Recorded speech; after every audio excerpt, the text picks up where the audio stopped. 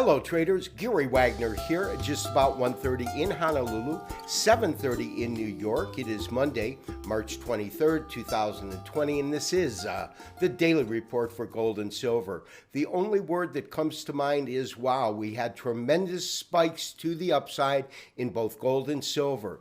At 8 o'clock Eastern Standard Time, the Fed released a statement, and the statement said that they would reignite quantitative easing, and we saw gold take off like a rocket along with silver. On today's report, I want to cover a trade alert that we sent out, what we are looking at, along with comparing the Dow and gold back during the 2008 crisis to today. First, let's take a look at our price board. We are looking at the net changes of the commodities that we follow, which specifically is the precious metals as well as equities. What you see in gold futures is putting it at 15.6510, down $2.50. However, if you look to the right of that, that was a screen print taken about an hour before the close, and at that point we were up 5.14%, about a $60 rise in the market. Absolutely spectacular. Silver had the greatest move of all of them. It actually moved up almost 6% on the day. It went back over $13. It is currently trading in the afternoon session up 4 cents at 13.30 cents.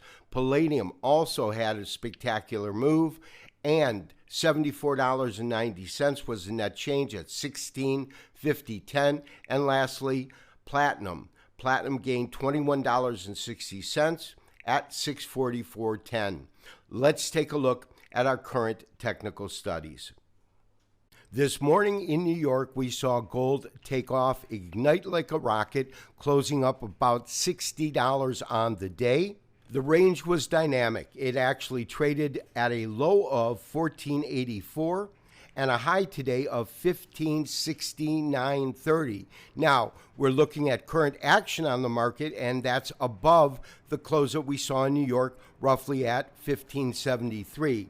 What's important is what the Fed said, and in essence, they said that they're going to reignite a quantitative easing program.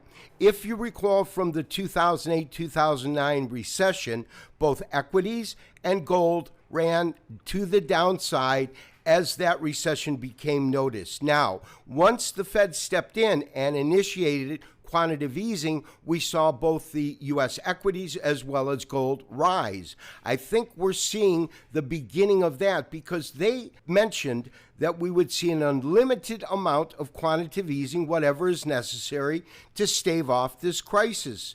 It is for that reason that we sent out a trade alert earlier this morning suggesting that you get into the market. Traders taking that call got in roughly at 1571. The market is at 1573. There are a couple of places that we really want to look at as potential levels of resistance, although I think that we'll see it go through that. The first one is the level that it touched here. It's a 50% retracement, and it comes in at 1573. Then at 1584, you've got the 50-day moving average. I see no problems with that.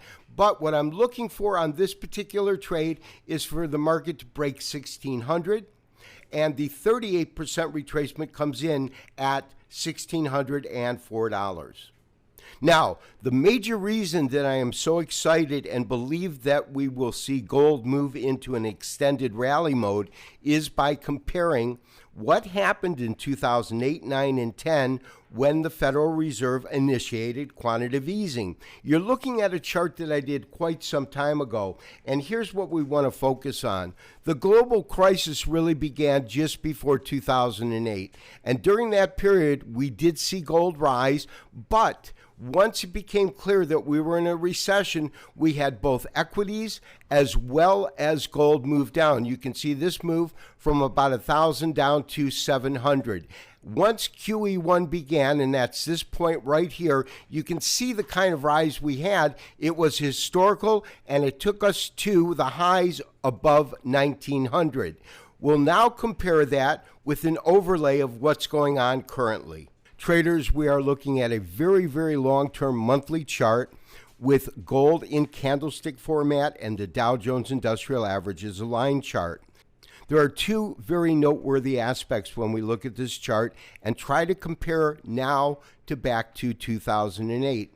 And the first and most important thing is, as you saw the Dow move down and gold move down, you can also see that the reaction of gold moving up came before the Dow began to move up. So there was a time lag of about a month. I also believe that we are seeing the same scenario play out now, where we saw a huge spike in gold today as the Dow continued to drop.